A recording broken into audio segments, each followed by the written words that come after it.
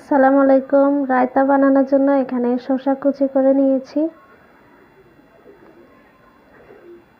এখন আমি দিয়ে দিব কিশমিশ, বাদাম। এর সাথে দিয়ে দিচ্ছি আমি 3 কাপ দই, মিষ্টি দই।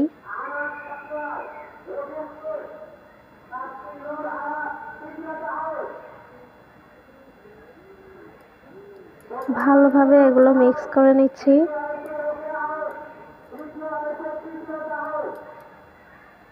এখন দিয়ে দিব আমি কাঁচামরিচ কুচি, ধনিয়া পাতা কুচি।